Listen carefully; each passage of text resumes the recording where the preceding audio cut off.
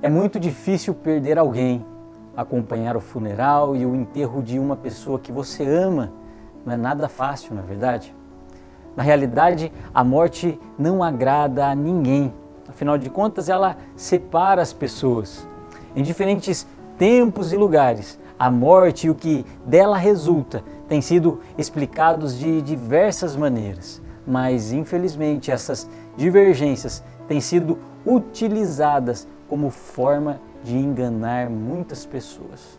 No entanto, o único lugar em que encontramos resposta clara para o problema da morte é nas Escrituras Sagradas. Na verdade, até mesmo aqueles que conhecem a Bíblia muitas vezes confundem o que ela diz sobre o tema. Então, pegue a sua Bíblia e vamos estudar. A morte está sempre próxima, independente de idade, posição ou condição econômica. Não importam as tentativas de vesti-la em roupagem aceitável.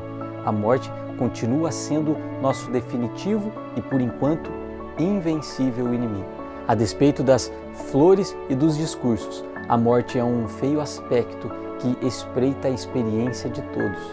Além de ser repulsiva e estar em toda parte como se fosse onipresente, ela também é incompreensível.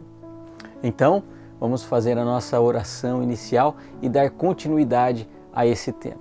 E claro, se você não assistiu a parte 1 desse nosso estudo, por favor, faça isso e vamos dar continuidade ao nosso estudo. Feche seus olhos e vamos orar.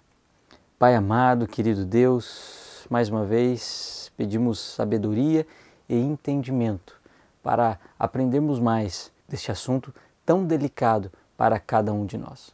Oramos e pedimos essas bênçãos em nome e por amor de Jesus. Amém.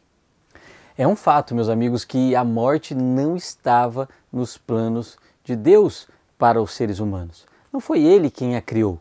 Ela foi uma consequência do pecado que o próprio inimigo de Deus lançou para mostrar como funcionaria se ele estivesse dirigindo as coisas. Mas se a morte é a cessação da vida, o que a Bíblia fala quanto à condição da pessoa na morte? O que faz com que seja importante que o cristão compreenda esse ensinamento bíblico? Vamos lá então. Em primeiro lugar, precisamos entender que a morte não é uma aniquilação completa. É apenas um estado temporário de inconsciência, enquanto a pessoa aguarda a ressurreição. A Bíblia identifica repetidamente esse estado intermediário como um sono. Referindo-se à morte de algumas pessoas, o Antigo Testamento descreve, por exemplo, Davi, Salomão e outros reis de Israel e Judá como estando a dormir com os seus pais. Jó também identificou a morte como um sono. Vamos ler Jó capítulo 14, verso 10 ao 12. E diz assim: O homem, porém, morre e fica prostrado. Expira o homem, e onde está? Como as águas do lago se evaporam e o rio se esgota e seca, assim o homem se deita e não se levanta. Enquanto existirem os céus, não acordará, nem será despertado do seu sono. Assim também como fizeram Davi no Salmo 13, verso 3, Jeremias e Daniel também afirmam que a morte é um sono. Já o Novo Testamento utiliza as mesmas figuras. Ao descrever, por exemplo, a condição da filha de Jairo, que estava morta, Jesus disse que ela estava dormindo. É o que você pode ver em Mateus capítulo 9, verso 24, por exemplo. Ele se referiu a Lázaro já morto da mesma maneira. Isso está em João capítulo 11, do verso 11 ao verso 14. Mateus também escreveu que muitos corpos de santos que dormiam ressuscitaram após a ressurreição de Jesus. Nessa mesma linha doutrinária, ao registrar o martírio de Estevão, Lucas disse que ele adormeceu. Está lá em Atos capítulo 7 e o verso 60. Tanto Paulo quanto Pedro também se referiram à morte como um sono. Vamos ler, por exemplo, 1 Tessalonicenses capítulo 4, verso 13. E diz assim: não queremos, porém, meus irmãos, que sejais ignorantes a respeito aos que dormem, para não vos entristecerdes como os demais, que não têm esperança. A representação bíblica da morte como um sono caracteriza muito bem a sua natureza, conforme podemos demonstrar numa comparação. Então, olha só, aqueles que dormem estão inconscientes. Veja comigo, Eclesiastes capítulo 9 e o verso 5. E diz assim: porque os vivos sabem que hão de morrer, mas os mortos não sabem coisa nenhuma, nem tampouco terão eles recompensa, porque a sua memória jaz no esquecimento.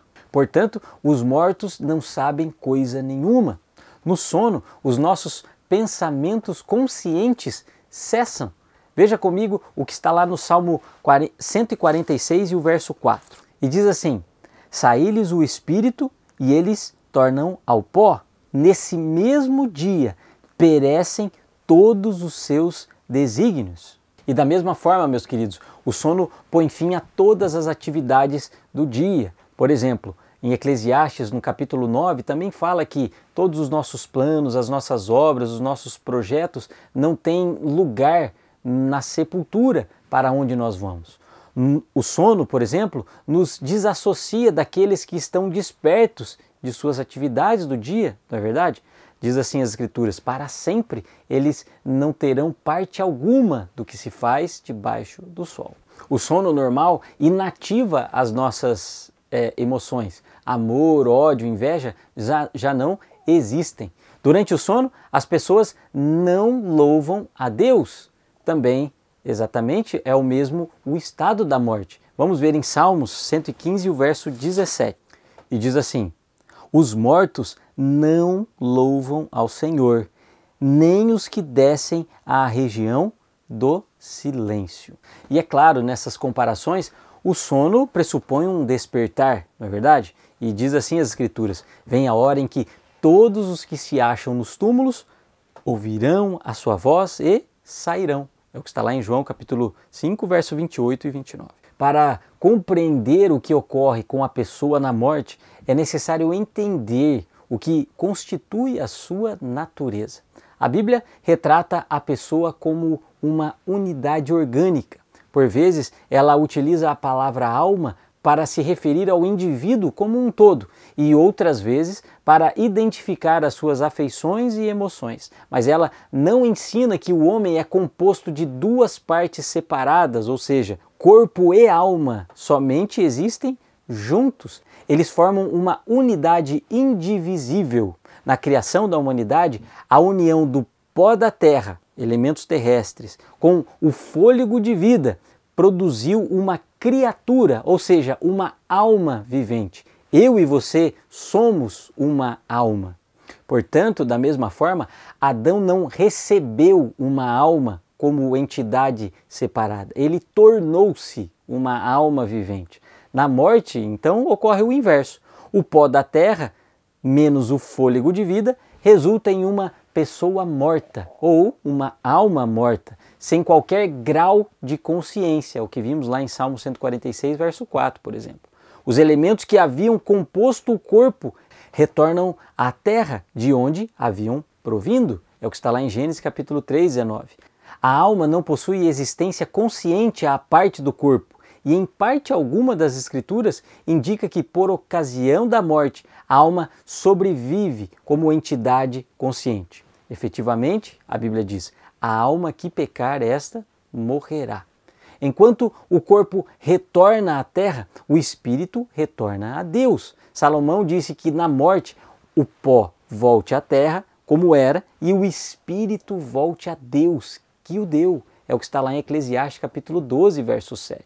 Isto é verdadeiro para todos, tanto para os justos quanto para os ímpios. Muitos, infelizmente, têm pensado que esse texto é uma evidência de que a existência da pessoa prossegue vivendo após a morte. Mas na Bíblia, nem o termo hebraico e nem o termo grego, respectivamente, se referem a uma entidade inteligente capaz de existência consciente à parte do corpo. Ao contrário, esses termos se aplicam ao fôlego de vida, que é o princípio vital da existência que anima tanto os seres humanos quanto também os animais.